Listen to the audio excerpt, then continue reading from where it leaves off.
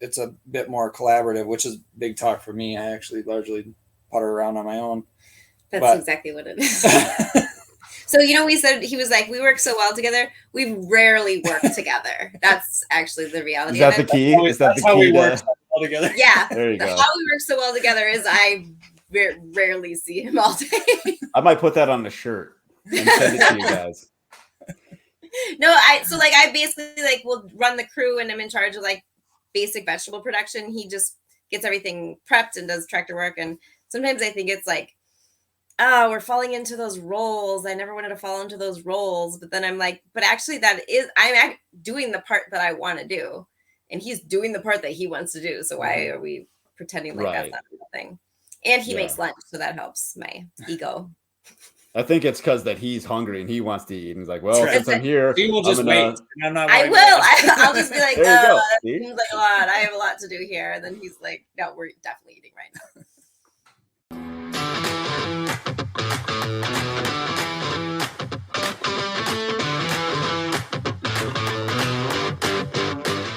This is the FarmHopLife podcast. I'm Matt DeRozier. Today, my guests are Tenzin and Stacey Botsford of Red Door Family Farm in Athens, Wisconsin, where they have 36 acres for their organic vegetables, operate a farm-to-family program, and also supply boxes of food for Afghan refugees. How are you guys doing today? We're great. Hi. Thank you. Yes, thank you for being here. I appreciate your time.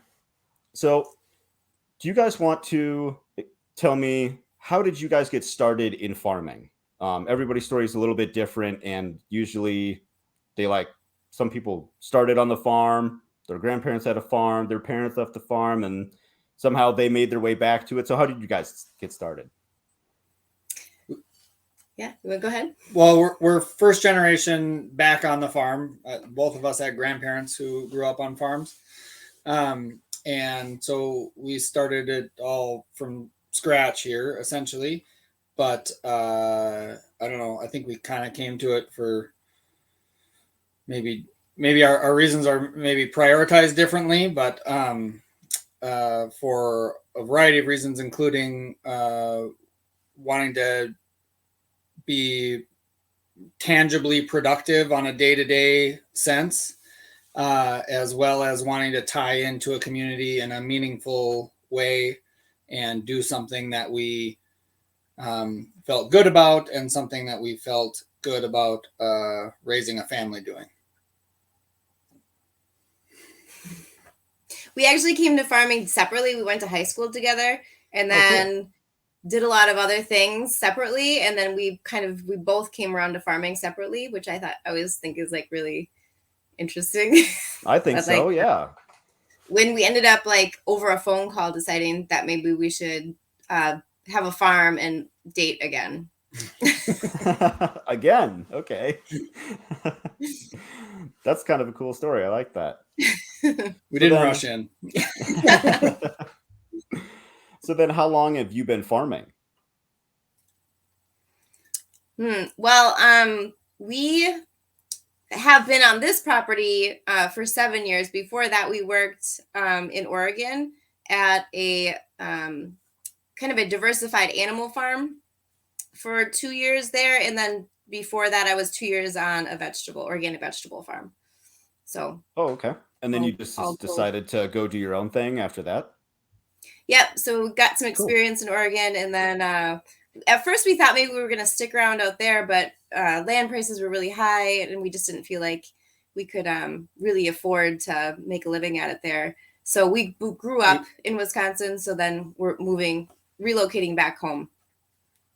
Very closer to grandparents. There you go. Where it all started. Yeah. Yeah. So then what motivates you to grow your own food? You want to take this one? Yeah. So we probably in hindsight would have done a lot better growing other people's food. But no, I think we really like the challenge of putting something together. We work well together as a team. We worked together prior to starting a farm, prior to getting married, prior to dating again. and we knew that we enjoyed working together and that we sort of complement each other well and are willing to rely on each other in certain capacities. Not that we need to spend all day every day together in the same projects exactly, but on the grander scale, we seem to work well together. And I think that it was somewhat naive, actually, that we needed to start our own farm. I don't think that we would have needed to. We had some pretty interesting opportunities to,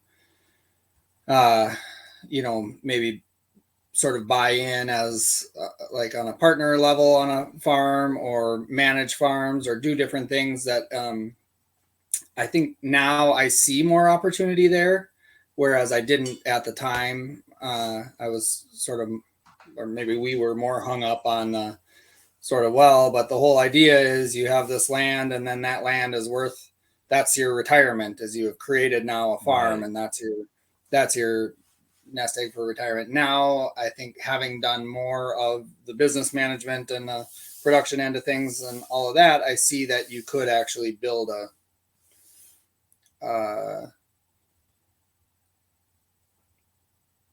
of like a legacy. Yeah, you can like, or just, you could actually just put away money, yeah. You could work and you could be careful and run it like a business, which it is, and you could put away money and have a retirement that's made out of money instead of out of dirt. Yeah. Well, for me, I think like growing our own food was important because, or not growing our own food, but just growing food for the community. It was like like I said before, like it's like a tangible thing that matters. And there's a lot of things that we can all do in the world that maybe matter. But for me, this is something that I know that I can do that can help, and there will always be value in producing food. So it was important to be able to make a connection to people in that way for me. Yeah, that's great. I think building community is really important. I actually found you guys through Instagram through another couple in Black Creek, Wisconsin, that they're all about community as well. And so, I think that's great. I think food, I mean, even just culturally brings a lot of people together. And so that makes a lot of sense, especially when they can find it locally. Like they don't have to go to the grocery store and be like, I don't really care where this comes from, because I think that's actually starting to go away a lot more.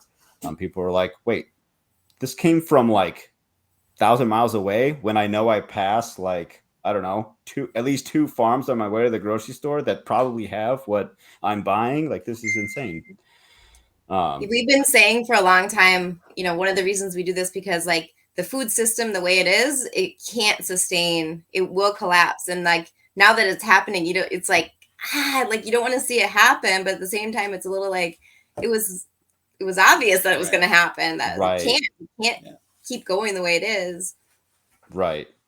Yeah. You hate to be right, but you're like, I kind of saw this coming. Yeah, absolutely. Yes. I think the writing is on the wall, and every,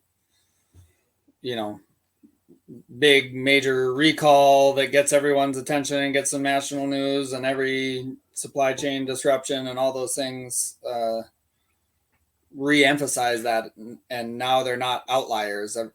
People are just sort of expecting that sometime in the middle of summer, there's going to be a outbreak of something on some sort of lettucey thing. Right. Yeah.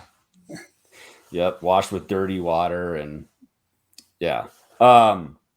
So what kind of methods or practices or techniques do you have on your farm? I saw that you guys have like 3 really big greenhouses.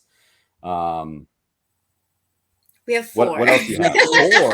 4 high tunnels. Yeah. 4 high tunnels. We're about as far north in Wisconsin as I would ever like to try to grow vegetables for a living. Fair enough. And so we focus a lot on season extension. We focus a lot on the CSA as sort of the mainstay of our farm, which means that we need to have a variety over our 20 weeks of CSA at least. And so that is a focus for us, in maintaining that variety throughout that season. But we do also, because it's a CSA, we're really diversified. So we have to grow a lot of different kinds of things, which I think is really fun because it's just fun to like figure out the puzzle. But it's just many things. So we make sure that we have I don't know if you can see the map back here, but there's a really dynamic crop rotation. Yeah. Like things have to happen in a certain way and certain things have to fit in a certain way. And we put cover crop between our aisles so that we're making sure to like conserve the land in appropriate ways. And we do use like plastic probably more than we'd like to, but like we said, we're pretty far north. And without that plastic, I'm not sure that we'd be able to continue growing the variety that we can grow.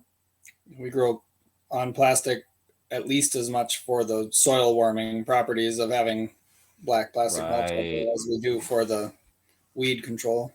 That makes sense. I mean, like, it's kind of like I hate to use it like a lot, but if this means that I'm able to generate income for myself, feed all these families that are relying on our CSA boxes, like, until a better option and frankly cheaper comes around, we're kind of stuck using plastic.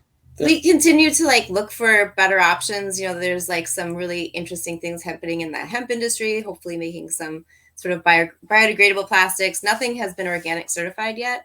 So that's a bit of a hang up for us. And yeah, it is. It's kind of like a necessary evil at the moment, but that will be something that we just continue working on and hope that we can, eventually find a better solution.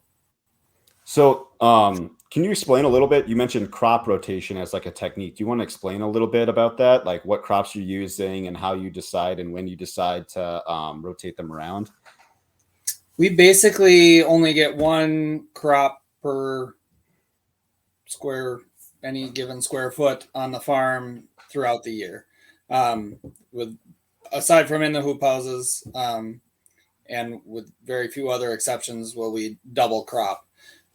So our goal is to get either have it be coming out of a cover crop and going into a vegetable crop, or have it be a vegetable crop and go into a cover crop. So it's getting, so our double cropping, one of them is always a cover crop. And that's really because there's just not time in our season to have more other crops. Okay. And even in order to pull that off, we're having to sow cover crops in before crops are out in many cases, or vice versa. And so the rotation is basically, we have vegetables grouped by family type, essentially.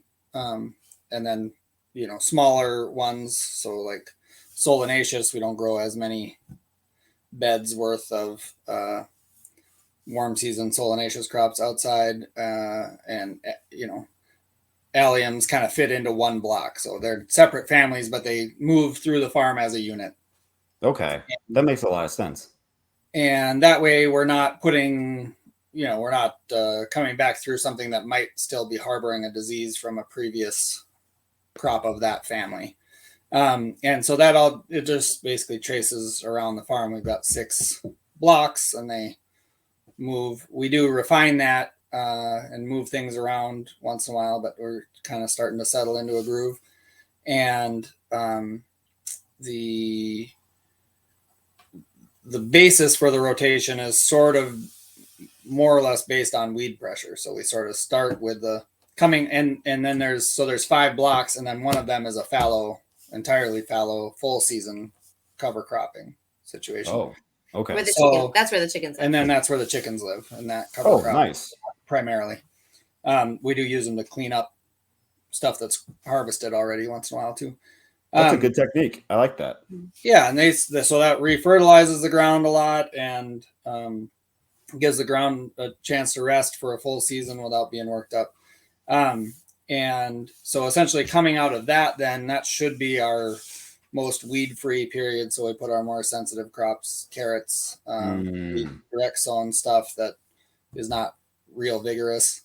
And then we move through our plastic mulch beds, which have the weed control effect of the plastic mulch, and then into our more vigorous seeded crops, beans and corns and things like that. That's awesome. I like that. I like that a lot. So what would you say that has worked well for you guys? It sounds like once you found out your little dynamic of the rotational cover cropping and crop rotation, that works pretty well. What else has worked pretty well for you guys in something that you found? Do you mean as far as just production?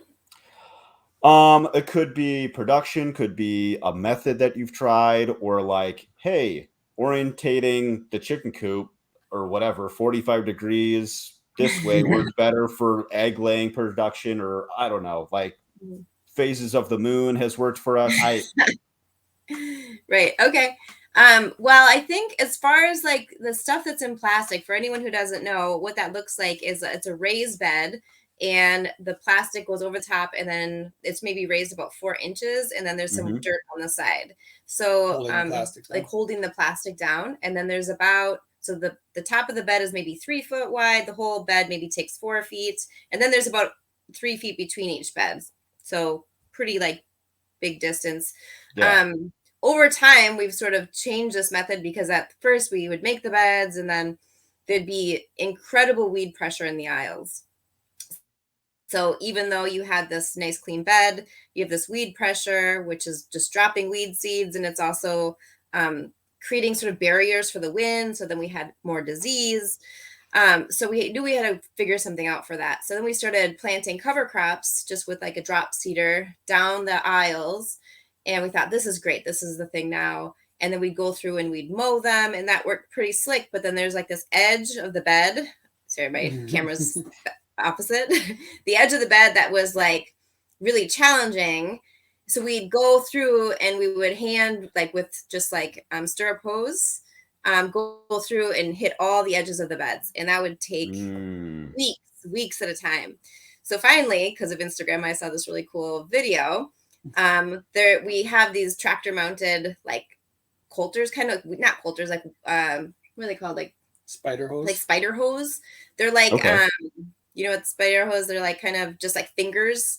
Yeah. And they'll kind of hit the edge of that bed. I'm trying to like simplify it because I don't want to get in the weeds too much here. But yeah, good one. But that tiny little tool that we figured out has saved us. I mean, like last year we didn't even like know what to do with all of our free time. It was amazing. Like Tenzin could do it. He would like drive and we would be out in the field just like thinking about like, okay, we have to do this next. And then he'd be like, no, I finished the entire farm. And it was, so I guess we've learned how to mechanize a little bit. That's like the takeaway story. We didn't think we were going to be as big as we are. We didn't think we were going to be mechanized. We thought we were just going to do everything by hand. We just have changed our tune in a big way when we found out how effective tractors can be.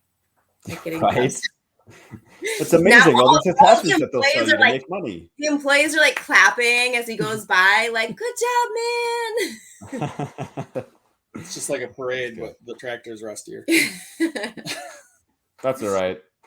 Yeah, some of the parades, they'll still have 120-year-old tractors rolling through there. Still sounds the same. Yeah, we do. Yeah, so that was like the biggest groundbreaker for us recently. And I know that maybe if you're not like fully into the farm scene, you can't like appreciate that little nugget, but it was pretty great. Well, the way Go ahead. Our style of agriculture creates a whole lot of edge space, whether that's sort of the headlands at the end of the beds or just the actual edges of each bed. And we didn't have a solid system in place for managing that. And it really would get away from us. And so this allows us to hit that timing window and get that, nip that in the bud. Sure. What I was going to say was, I'm sure all the even homesteaders and like, full-time farmers, when they find like that little tool that shaves off tons of time or makes it easier, both if they're lucky, they're just like, they know that feeling. They know exactly what you're talking about. So you guys had a problem with the weeds in between the beds. so your system at the time wasn't working well. Was there something else that has failed, or that you guys like got away from, or you had to modify it because it wasn't working? Is there any other? So many failures. Yeah. I want to hear them. I want to hear. Oh, so many. The big one, when we Sure. first moved here, oh, actually, the first one was that we lived in a camper. That was a fail. That sucked. Just because it's Sorry, you're cramped? going to start traveling soon, are you? Ours was parked in a Mud hole. No. Oh, So when okay. we moved here, we lived in this camper, and that was like a really difficult time for us. But then we built these 3 hoop houses, and they were like hoop houses made of love. We bought them off Craigslist for like $3,000, and we put them together. We're so broke. We put them together like with screws from Tenzin's dad's like garage or like his neighbor or something. That's actually a friend of my dad's. So like every screw was a different bit. So we're like Oh putting my them together with like gosh. every single different bit that you had. Just take So that bit and go 3 right. bits. I had like 3 bits in my mouth, and you'd like swap them out all the time. So we build these hoop houses, and they're wonderful. We're so proud of them, and they're just like amazing. And then like we had them for 1 year. You can see where this is gonna. We had them for 1 year, and then straight line winds hit just right and blew them all up. Like they went over the house. They went 100 yards down into our pond. Like it was just a disaster in the middle. Like it was right in the morning. It was on our youngest daughter's first birthday. It's a great memory, right? So that was a good lesson because they were insured. And that is a good tip, actually. So I always say like those were like our liberal arts students. Like they were so well-meaning. They meant so well, and they were just the most lovely hoop houses ever. And then now we have we put them at the bottom of the hill, which is also a good lesson. We have they're like German soldiers. They're like really beefy and stacked perfectly, and they're exactly the same size. The same size. All the screws are the same. Model. All the same. Yeah, everything is like perfect with them. So hoop house placement was a really good lesson for us. Having insurance was a really good lesson for us. Hiring the right people, I think that has been a really good lesson for us over time. As far as crop production, I feel like every year there's like a little nugget of information, but nothing is like as dramatic as like the people and the stuff. I think has been more. Don't you think? Yeah, for sure. Yeah. I mean, we've tilled whole crops in on occasion, but usually there's something salvageable out there. But there's a lot of things like planting onions 3 to a hole has saved us. I don't even know how many hours and personal favors, but pretty much everybody that we know has planted onions on our farm for some amount of time in the last 7 years. I don't eat onions. My wife is allergic. Why do you plant 3 to a hole? Or 3 to a hole? Because they still grow, but it's a lot easier to plant them 3 to a hole than to tease them apart and shove little baby roots down each hole. Yeah, so we used to just plant. So we would put them in the trays when we were, seeding them, and then we pull them apart and put 1 per hole in the plastic. And then I was at some conference somewhere, and somebody was like, "No, we just take the whole plug and put 3 to a hole." And I was like, "That doesn't affect your yields?" And they were like, "Nah." So then the first year I just said, "Well, let's just trial it because that would be way easier." And it totally worked. So now we plant 3 to a hole, and you take that for us, we're on the transplanter. So we just pop the whole thing out and you just shove them in, and it's definitely cut it in at least time in half. I'd say even more than half. So then are you also, your yield is it actually 3 times on your onions? No, we space the holes out a little bit more, but then it just saves the time transplanting them, but also they fill out that hole faster. So they have less weed pressure, and then those holes are spaced apart, and they seem to grow just fine, mashed in next to each other. It'd be a third better though. We used to plant them at 6 inches, and now we plant them at a foot. Right. But the onions are the same size. And the onions are essentially the same size, but they're just way easier to. They fit the system better. So it's a way to get the onions to fit our transplanting and cultivation system. Sure. better with less. Make it a little smoother. Yeah. I gotcha. Which is definitely a big thing.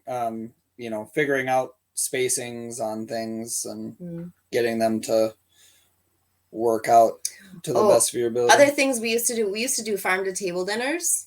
So fun. We were really good at them. We have a beautiful barn, and we would make these gigantic farm to table. That was like a community thing, I'm assuming. Yeah, well, we'd charge. People would pay tickets, and it was a community thing. Make them. We Yeah, never made money on it. Right, make them. We spent a lot of money on it, and we made that money back.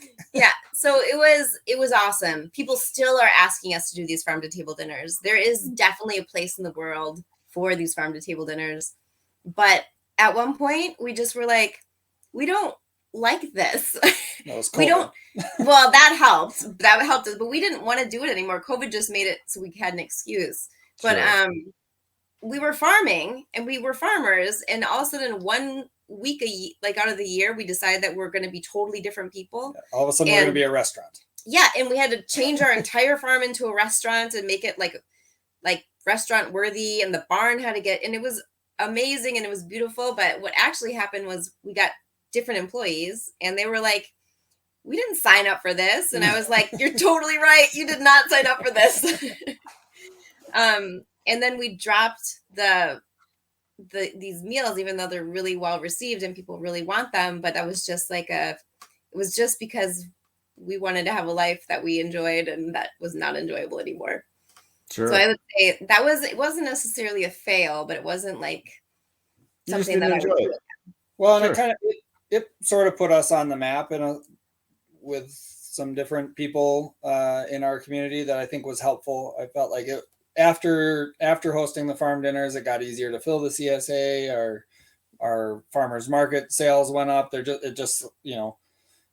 gave people that connection to our farm, and whatever it was, them and their word of mouth impact did seem to ripple out, which was our real goal with that in the first place. Because even though we grew up here, I mean, we weren't farmers. We were just kind of like kids, We were gone but nobody particularly wanted to hang out with as an adult. Sure. So we had to kind of reintroduce ourselves to the community in that way. And it did work very well for that. And I think that, all of this, or much of this, is to say that, we used to kind of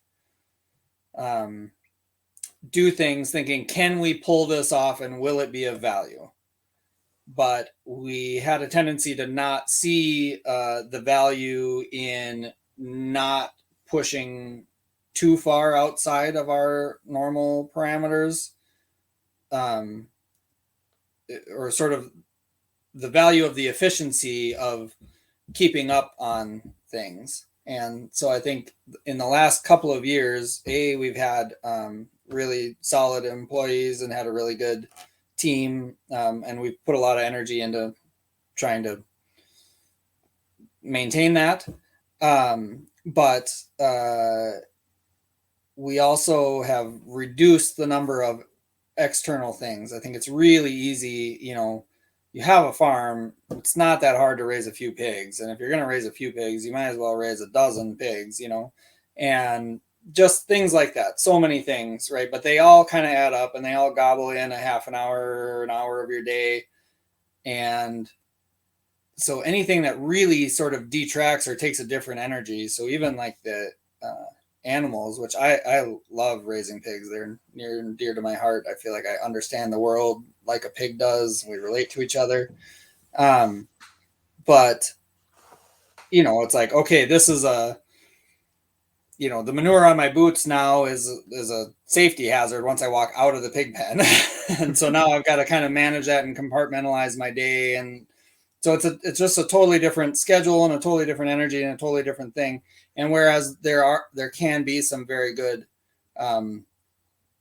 symbiotic relationships there, many of them actually are just sort of another distraction as well. Well, and then people wanted the stuff, so we would always Right. say yes. I think for a long time we felt like we had to say yes to everything. Like they want the dinners, but they want pigs. Like everybody really wants chicken. Everyone wants eggs. And we just said yes to everything. Yes. And at some point, I think it was like maybe 3 years ago, we were like, I don't think we can keep doing like this is too much, right? So then we started like really looking at like what things make us happy and what can we do to make this a good life. And I think we cut some of the fat and we maybe focused a little bit on what it is that we like to do. We got better at saying no, although I'm not great at saying no. And it has been more enjoyable, I think. Oh, I think so too. And I what did you have to cut? Pigs. The pigs went. Well, Okay. we cut chickens, and now they're back because one of our employees is running her own chicken operation on the farm. That's cool. But she's doing layers. We were just doing broilers. She's doing layers and broilers. But the layers, actually, it turns out I was never willing to give up that much daily time to egg washing and all that sort of stuff. But they fit the farm much better. Their impact fits the crop rotation much better than the broilers, which were in little tractors and we were pulling them around all the time. So it took more time in many ways, and it just, we couldn't cover a block of ground with them. We could cover a few beds a year, which was just never going to keep up with it. They did a great job on those few beds, but it wasn't really keeping up with the pace of the rest of the farm. So the layers work a lot better for that. And that's pretty cool. Potatoes are another thing. Potatoes. So now we trade. We grow carrots very nice, like easily for usually carrots are a really tough crop. Carrots grow really well here. Potatoes do not. We're in really heavy soil.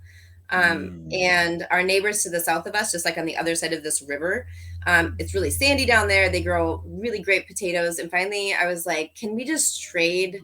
And they were so happy because their potatoes are worth less money than our carrots are. But for us, like the value of not having to grow them, it saves me money to not have to grow them. For sure. Because we just want them for our CSA. So it's not like. And ourselves. Yeah, and ourselves. But like, I'm not taking him to the farmer's market. I'm not trying to do anything. You have to have potatoes in the CSA. So right. That was like we do trade carrots for other things. I guess mostly just potatoes, right? Oh, well, they're becoming for apples. Yeah, they've become a big currency for us. But carrots that's one thing that we've dove into more and more each year, which was really just we had a really good carrot year one year, and we thought, wow, this is going to turn out. We were getting double the yield we initially thought we were going to get, or expected to get. And so we thought, wow, we got a lot of carrots here. Maybe we reached out and said, is anyone looking for carrots? And a lot of people took us up on it. And they said, yeah, great. And it was mostly other CSAs in the area saying, you know what, my carrots didn't grow well this year. And we would take a few 100 pounds here and a few 100 pounds there. And then there were a couple of really large CSAs down farther in the southern part of the state and serving sort of like the Chicago area. And they were like, yeah, I mean, we'll take thousands of pounds of carrots. And all of a sudden it was just, they were really moving. Now we're growing carrots for 7 CSA farms. Right. Wow. Mm-hmm. Good for you guys. That's cool. Yeah, it kind of fits for us. And I always like worry that too much of our farm is becoming carrots because like, what if something happens, like that's the whole reason we're diversified, right. But it's always gone well so far. And So you said you kind of rotate your box from week to week. Are there some things that are in the box every week, and then like some things that some weeks it's in the box, sometimes it's not in the box? You want to talk about that a little bit? So there's always 8 to 12 different things in the box. There's we have categories of things is the way I do it. You either get carrots or beets, and it's usually carrot, beets, like 3 carrots and then a beets. Sometimes it's carrot, beet. You never know. And then like a hearty thing. So there'll be potatoes or sweet potatoes or squash or just those bigger root things. Usually there's going to be cucumbers every week when we have them. There's tomatoes every week when we have them. There's always a fresh eating thing. So like peas or beans, or there's cherry tomatoes or strawberries. There's always an herb. So we rotate every kind of herb that we can grow, except for the ones that don't taste good. And what am I missing? And then there's like always like the seasonal like things like sweet corn when it comes, when the peppers, melons when they come, melons when they strawberries come, peppers usually are every mushrooms week when they that are come. around. Yeah, we do mushrooms as well. So Very I kind cool. of have like I don't know really the week before what's going to go in the box, but I have a general sort of recipe for what the box should be. We try really hard to make sure that the stuff can be like used together. So for example, you'd put like so like we have a salsa box that we do every year where I just put That's like cool. lots of paste tomatoes, and maybe I'll do some sweet peppers and some spicy peppers and cilantro and fresh onions and just things that would go well in a cilantro or in a salsa. Yeah. There's Try some to get soup leeks and boxes. potatoes in the same box for Yeah. Stuff like that. We also do dry beans and popcorn in case like something happens on the farm where we're feeling like, oh, that's kind of a light week. We can always put in dry beans or popcorn or maple That's pretty syrup. neat. We found that it just makes it nicer if you have some stable things here, just waiting for a disaster, Take some of the pressure off. Yep, it's good for my anxiety.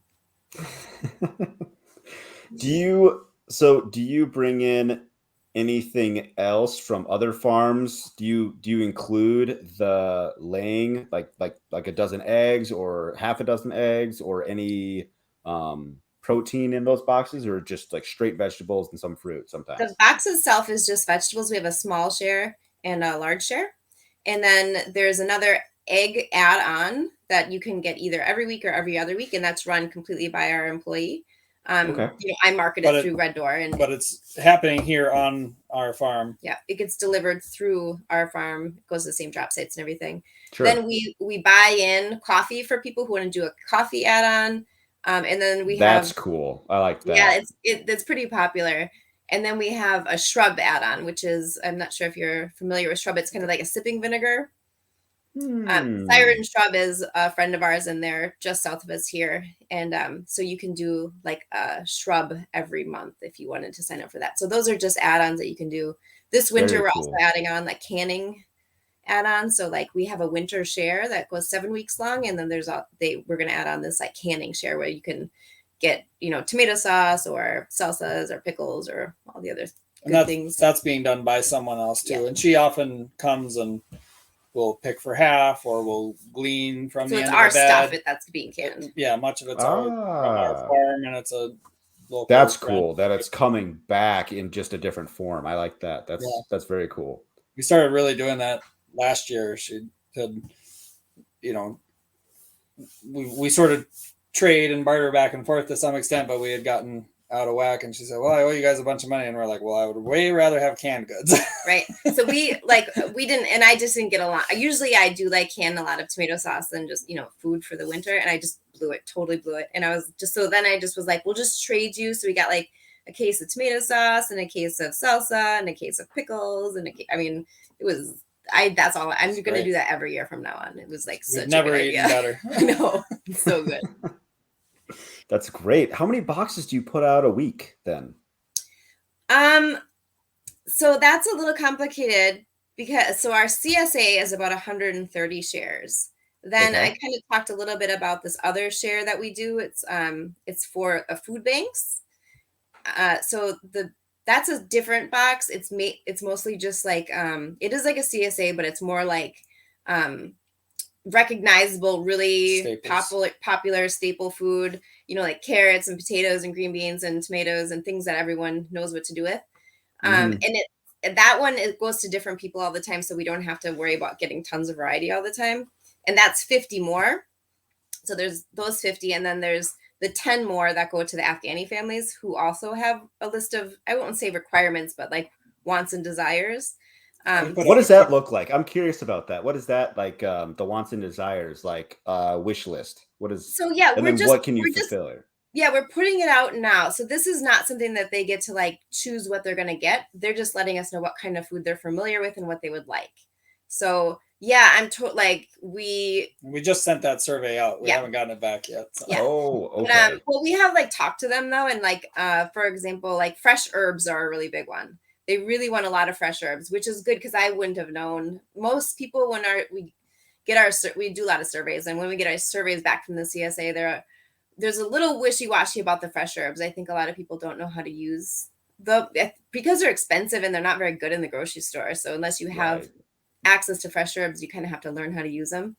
Well, most like Afghani families, in my experience, know how to use herbs, tomatoes, eggplants, fennel is a big one, potatoes. There's really vegetable heavy diet.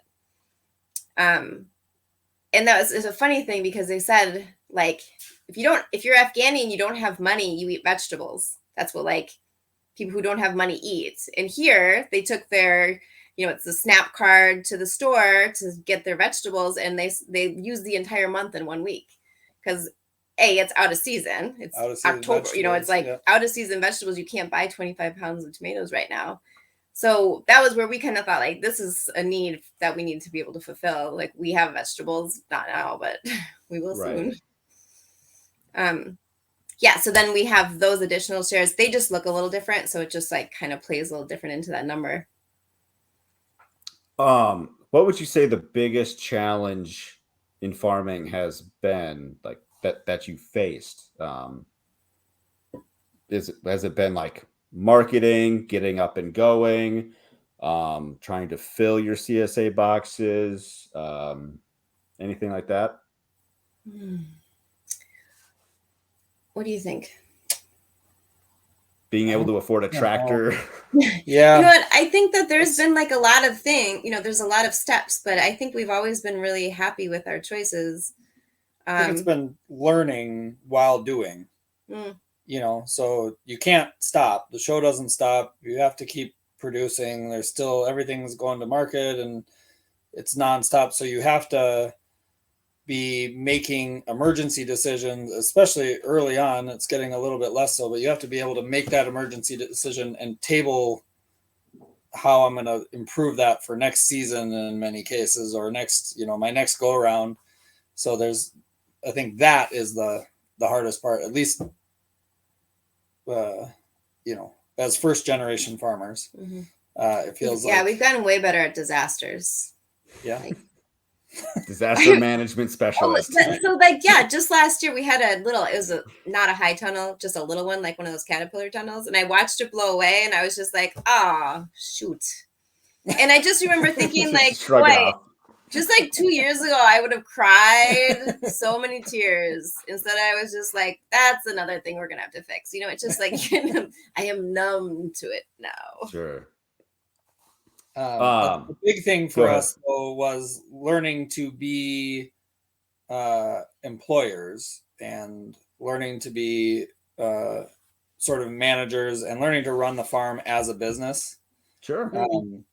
Which just kind of goes back to, I think, a lot of those, successes and failures we were discussing earlier is, when it's a farm, it's easy to add this thing or that thing, and it's easy to want to do anything anybody's ever done on a farm. And you have a personal relationship with your customers, which is hugely valuable. And our farm would not be able to exist without that relationship.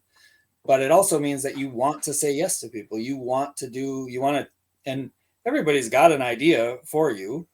But unless you're actually here farming for a while and can think of something that fits well within the system on all the levels, it's rarely worth taking up. And I think so,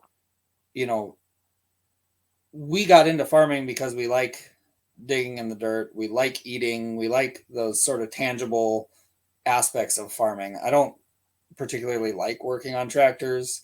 We don't particularly like marketing and emails and internet surveys. That was a whole thing. But we've learned to do those things and to embrace them sort of for what they bring to the table. And so I love that I can get 80% of the weeding on the whole farm done in a day when conditions are right. So as much as I dislike swearing at rusty metal in the shop, I do like when it works. Sure, absolutely. Let's talk about your employees a little bit. So how many employees do you have? Well, we have one employee who's year-round, so never is here all year. And we have 2 more employees who will be full-time. And then we have 2 more employees who are part-time. Yeah, that's right. And then we both work on the farm full-time. So we don't Yeah, have. but you guys work for free, so it doesn't count. That is true. Truth. It's very nearly true. It's nearly true. But we don't have off-farm jobs, which I think we do count as like part of the labor staff. So the one person that we have who works full-time year-round is on a salary, but they get paid kind of like a teacher does, where they get paid, you know, the same amount every month, but it's like working basically 30 hours a week, which makes it so in the summer, obviously she's probably working like 50s and 60s. In the winter, she's working like 10 maybe. Okay, hours. so that's a nice setup for them that, you know, hey, I feel like I'm working a lot during the summer because I am, and not like getting paid for it, but that gets stretched out over, you know, the winter months where it's just I'm not working that much, but I'm still. We probably would be, you know, otherwise it. we'd be paying by the hour, and it would probably add up to the same amount of money. But this particular person just liked the comfort of knowing that they were going to have the same paycheck every month, which was something that was easy for us to do for them. So it was mostly just trying to make them comfortable. And I'm sure it helps you guys too, because then it's not a bunch of money all summer. Then you have this steady expense every month, even through the winter. Yeah. We just have to remember that we have to pay people in the winter because we don't make money in the winter. Sure. I mean, that part of it is nice. The one part of it, which is maybe almost counterintuitive, is that it makes me more self-conscious about asking her to do other things, you know, beyond the normal workday, because she's not directly compensated for that. And so it took us getting to where our farming style was pretty refined to the point where we weren't pulling late nights and early mornings and all hands on deck and calling in favors from every friend and family we could remember and that sort of stuff, to where we felt comfortable even offering that. Yeah, our hours are I'm pretty strict on making sure that we start and end at the same time or like the time that's set. We don't often go over. Right. And there's some, you know, where this storm is coming and we just everybody's gonna have to just hammer down and go and let's try to make this thing happen. But we do a lot of things to minimize those emergency situations, and when they're emergency situations, people largely understand. Sure. So our 2 employees we just finished, there's a Veggie grower apprenticeship program that it just started in Wisconsin. These were the 2nd and 3rd apprentices to go through the program, and it's a 2-year program that teaches organic vegetable production. So they have a big gigantic booklet of things that we have to teach them, and then they do some online classes, they do some in-person classes, they go on some tours and everything, and they both now are graduating this year, and now have both decided to stay with this farm. So I think that's been a really good experience for us because we taught them so much, they're so valuable now, and because they understand everything about the way our farm works, I think our farm is pretty interesting, so they want to continue to stay. We also have on-farm housing, so we built 2 tiny houses that they live in. That's cool. They live on the farm and they get to kind of have the farm experience without having to, you know, drive back and forth from some crappy apartment in town or something like that. Right. So things that we can do to kind of like make it a nicer place to be, because we certainly like aren't the best paying place in town. You can like go to like the cheese factory down the road and make like $30 an hour right now. So we have to like that's crazy. That's an exaggeration, but not by a lot. It's in the 20s. It's Wisconsin. Of course there's cheese and it pays. Oh yeah, that's real. There's like lots of cheese factories. That's not the $30 was an exaggeration, not the cheese factory. Maybe not. I mean, I just saw a sign you can get $17.50 for overnight stocking at Walmart. So yeah. So like we're obviously not going to be, we can't pay that, but we can like make this like a nice place to be and a nice life and a nice farm. And I think people just can have a more holistic idea of what it is if you're staying, because I think part of the benefit, part of like the payout of having a farm, and it's not just this, but is being able to be here and having, you know, the sunrise and the sunset and right now we have sandhill cranes I don't know if you guys That's get cool. sandhill cranes, but they sound like dinosaurs. They're like the big, like with like flocks of them in our field. That's cool. It is very cool. That's really cool. Because I was going to ask you how you retain employees, and it sounds like housing's a big deal. Consistent hours are a big deal. What else do you guys do to try to Well, this retain apprenticeship those employees? program, So we spend a lot of time teaching them, finding out what they're interested in, and trying to like help them pursue that. So like, for example, Alex is doing the chickens, so we're helping her with her chicken business, supporting her in that way. Ethan was horrified that we were giving up the potatoes, so he has a little potato side gig that he's doing, and we sell those for him. Just like, I also like genuinely love my employees. Like, they bring so much value to the farm, and they make farming so much more fun that it's not hard for me to like be respectful of them or try to make them happy, because I like them. I like who they are, and I would like them to be happy.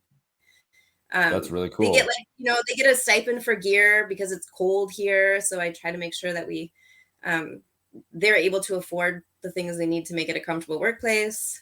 I don't know, just hire good people, I guess. Yeah, and I hope think they stick around. We learned to value employees because we realized that we were not going to make this farm run on our own. And we don't just need somebody to show up and be here on time and,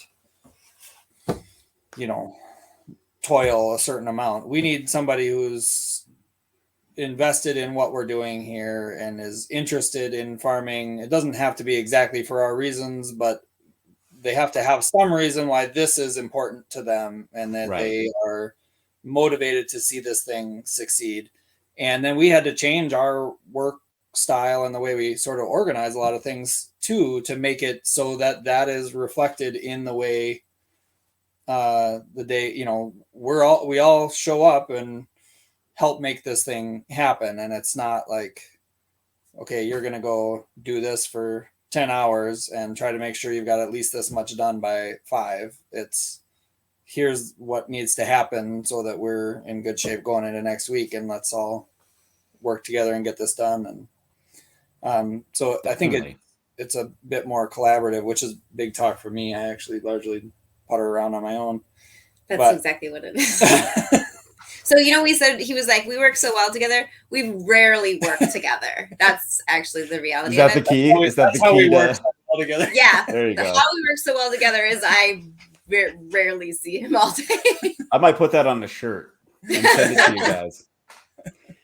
No, I basically will run the crew, and I'm in charge of like basic vegetable production. He just gets everything prepped and does tractor work. And sometimes I think it's like, oh, we're falling into those roles. I never wanted to fall into those roles. But then I'm like, but actually I'm doing the part that I want to do, and he's doing the part that he wants to do. So why are we pretending like that's not a real thing? And he makes lunch, so that helps my ego. I think it's because that he's hungry and he wants to eat. And he's like, well, since I'm here, he will just wait. I'm not I will. I'll just be like, that See? seems like a lot. I have a lot to do here. And then he's like, no, we're definitely eating right now. I'm the same way. Like, hey, guess what? I made breakfast, and Milo and I already ate. So here you go. Yep. Mm-hmm. Oh, you're still in bed? That's fine. Take your time. Yep. I think retaining employees is also another key to being sustainable, because if you have high turnover, that's not very sustainable. What are you doing in your system that you just have you never keep the same people year after year, or even month to month if it's really bad? So what else makes you guys sustainable? Oh, it's such a good question. And that's really astute. I just was having a conversation with a neighboring farmer about this, and that is one of the main keys to sustainability is. Well, there's 2 types of sustainability, right? Because we talk all the time about the sustainability of the agriculture, which we're doing, right? We're all striving to be like as sustainable as possible. But so many of farms like ours are unsustainable in the other sense, where they cannot keep this up. And you're absolutely right that like having good employees is what sustains the farm to be able to continue working. There's so many farms like us, this size of farm, and kind of like what we're doing, the CSA model, that burn themselves out. There's lots of friends who are divorced, lots of friends who are just ready to quit and just not enjoying it anymore. And so we talk all the time about like what that aspect of sustainability, because we know we're doing a pretty good job in the other aspect of sustainability, but like what are we doing to make sure that we can keep farming? And like one of them is like you have to make money.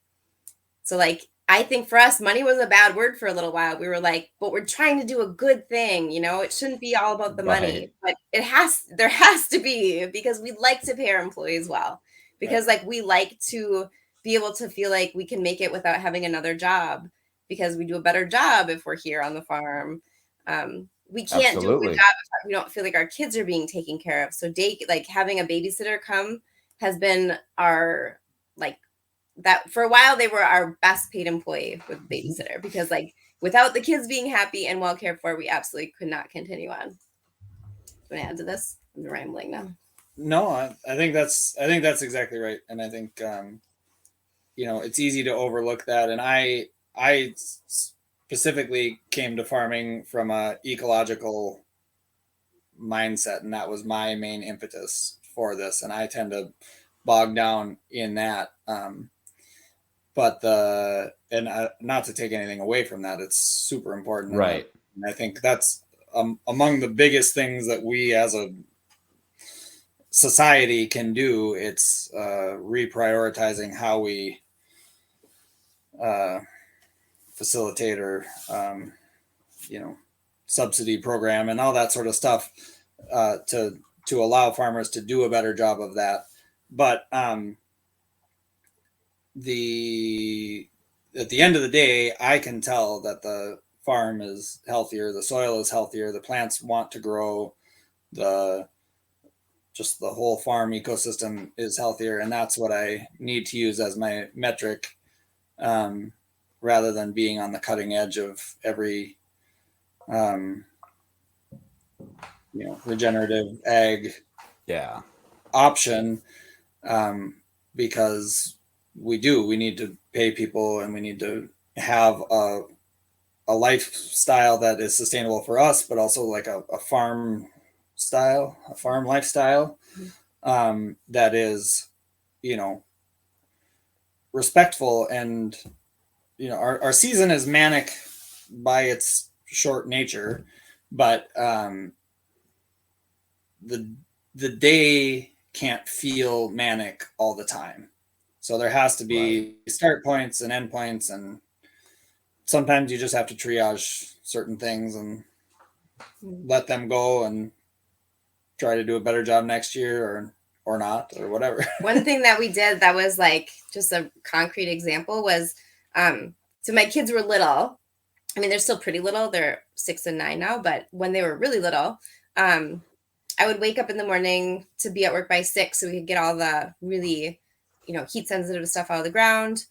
And then I wouldn't see them. They would go off to daycare, and I was always like, I'm not like missing out on this like part of my kid's life, and I didn't feel good about that. So we made mandatory breakfast. So we pay our employees to take breakfast so that I can come in and have breakfast with my kids. So we work from 6 to 7:30, and then everybody goes home and they have a cup of coffee and they eat some breakfast, and I get to hang out with my kids for a little bit, and then we start back up at 8 o'clock. And what I found is I'm happier because I get to see everybody. Everyone just is like a cleaner, nicer day. But the employees actually were like way happier, even though they said that they didn't want it. They were like, no, let's just get it done. But everybody needs to eat and poop and, just get recharged a little bit. Working from 6 to noon is way too long, really, even for people who are tough and believe they can. Like everyone has like a sugar thing that happens in their brain. So when we started doing that, we started becoming more productive. Yeah. So like just taking the time to like recognize what makes people happy actually made people more productive. And I was doing it for my own selfish reasons, but now we're like, it's mandatory breakfast. So that's like crazy that someone would also want to have breakfast and just like be able to like wind down and Well, and the thing is they were doing the same thing that I was doing, which was like getting up and just walking out the door, right. Because you're not hungry at 5. No, you're not hungry at 5. Right. Yeah, unless you're like a bodybuilder, then you eat like 6 whole chickens a day or whatever. You gotta like eat at 5 and then 8 and 2 and whatever. But anyways, so Tenzin, you mentioned soil health. Is there a relationship between soil health and human health, do you think? Absolutely. How so? Unequivocally. I think, a healthy soil is both leads to a healthy plant and is caused by a healthy plant. They feed off of each other. And that robust soil biology is what creates the plant available nutrients and minerals and allows that plant to be in optimal health and contain all the pieces that it wants to contain. And I think, it's really easy, right? If you look at an animal, nobody sees a sick cow and gets hungry. You know what I mean? But then we tend to sort of somehow like step away from that when it comes to plants. And I think that it's just foolish. I think when you're in the grocery store, you want to pick the shiniest, best looking tomato.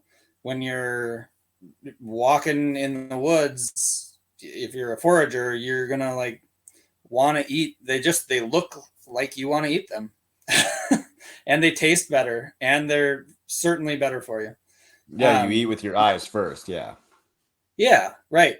And that's led us down some weird rabbit holes, as far as growing tomatoes that taste like cardboard but look real bright and shiny even after a long truck ride. But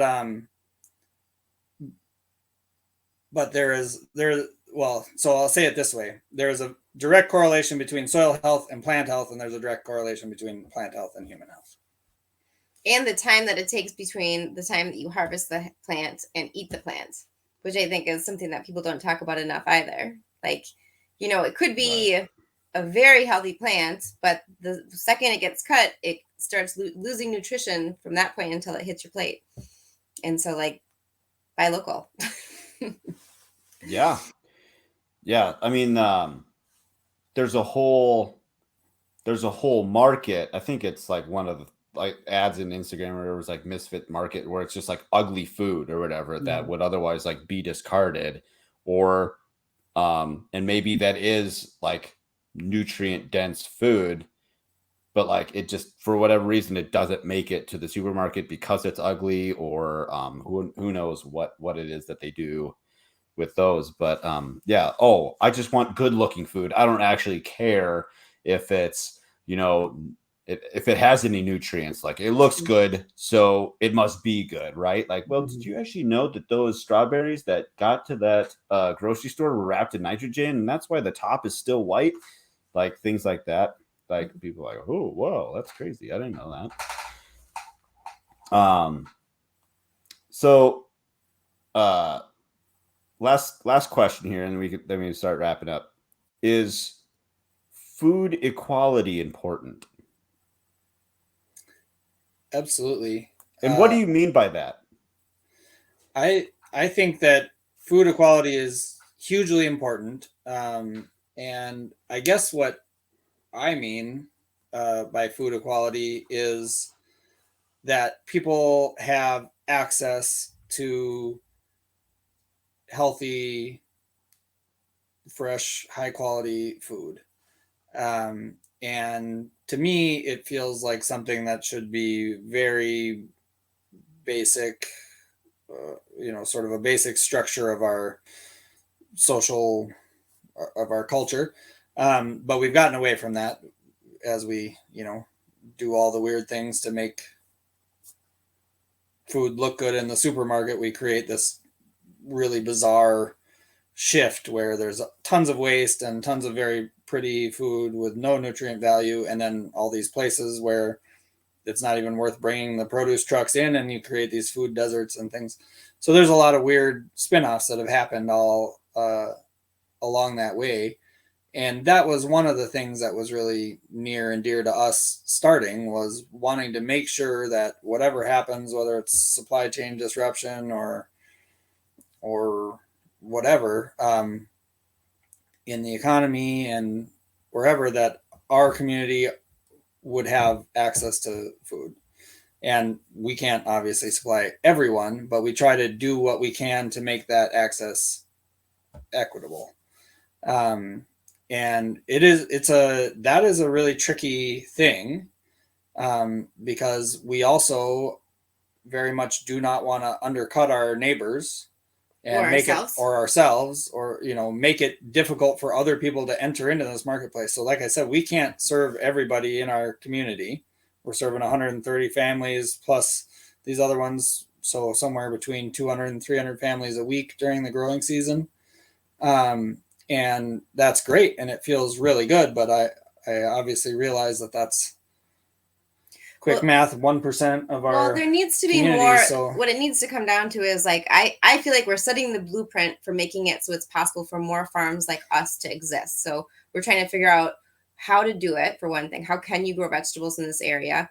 What are the seeds that need to be bred to make it so it's possible to grow things here that maybe aren't really. We do a lot of like variety trials for the UW Madison. We're trying to figure out like what can grow here and what kind of seeds do the best for the diseases we have, the short growing season, all of these sort of things. Sure. And what I really think is like, we are serving probably people who either can afford it, or make it a priority to make sure that food, like this kind of food, is in their diet. And then we also serve probably the other end of that scale, which is people who can't afford it, and we're sending that food to the food banks. Now, the food bank food is being subsidized by the people who are buying the food through donations. So we're either writing grants or we're just asking them for the money. Yep.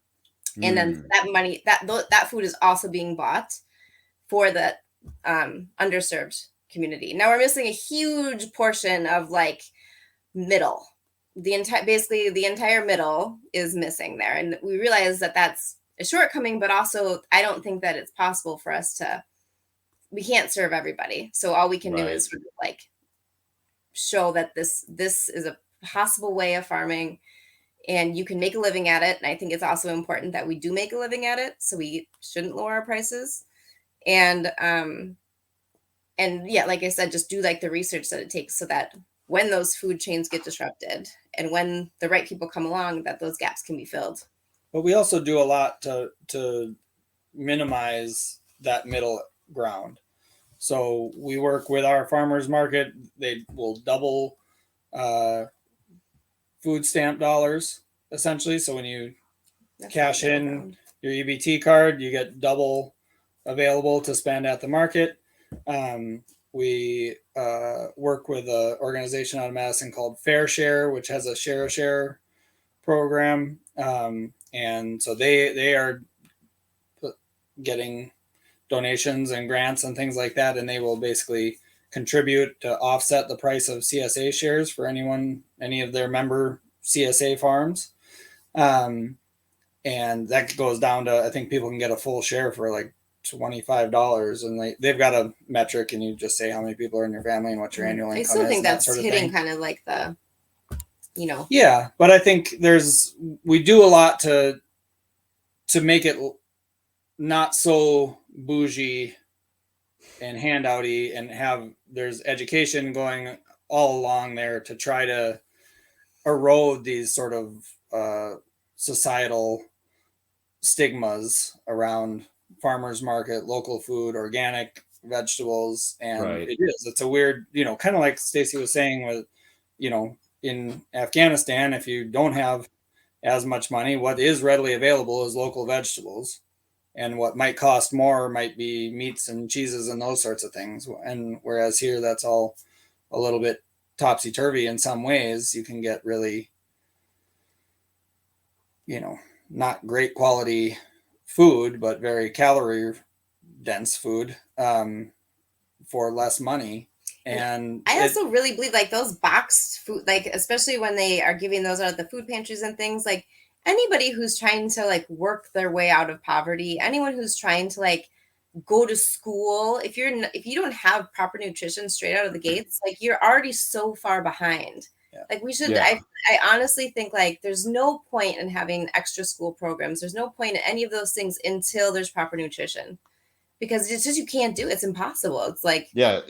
Good food will get, clear up your head. Like if you have crap food, you get brain fog. And that's I mean, why especially for you feel kids, like dumb. you can't Yeah, feed especially kids kids. Pop-Tarts and think they're gonna like sit through class all day. Like we once can't feed me Pop-Tarts and think I'll sit through class all day. you couldn't sit through class Yeah. anyway. So I just Trust like the Pop-Tarts. we're on like lots of boards. I'm on the Hunger Coalition board, which deals with lots of food pantry stuff, and Tenzin's on the Neighbors Place board, which it is the food pantry. So we're taking over the food pantry world here. But just like to better understand the way that the food system works and how we can serve it better. That's interesting. That's pretty cool. Was there anything if you have time after we're done, I've got a couple like very specific questions. If you got time. But other than that, is there anything that we didn't cover that you wanted to talk more on, or explain a little bit, or like, hey, we didn't talk about this at all? I don't really have anything specifically, except for I just like if there are people who are interested in farming or homesteading or however this like line of thinking, sometimes I think it's so romantic, and it is, and I don't think you should ever lose the romanticism of it, but it also is like it's good work, but it's real work that also deserves to be paid. And I think that it's really important, especially for like farmers who are just starting out, or anybody who's willing to put a significant amount of energy into a project like this. Like it has to be worth it, or you won't continue doing it. You can't. Like something more important will always come and take over. So if it's something that you really believe in and you really want to continue doing it, you have to make sure it continues to be worth it. And that might mean monetarily, if that's something that's important to you, or it might mean the time that it takes, or the food that you're getting back, or whatever it is, but it has to be worth it. I'm glad you brought that up, because I actually skipped over that question intentionally, thinking that we didn't have time to get to it. So I'm glad you brought that up on people getting started. So I appreciate that. Tenzin, was there anything else that you wanted to wrap up on? No, I don't think so. I feel like that was pretty good. Yeah, thanks. You guys compliment each other very well. Nice shirt. Now, like, I actually do kind of like the big FU on your shirt. I kind of think that's fun. Yeah, thanks. That is actually a really old Farmers Union logo. It's the Farmers Union. I have to, yeah. I didn't even know he was wearing that.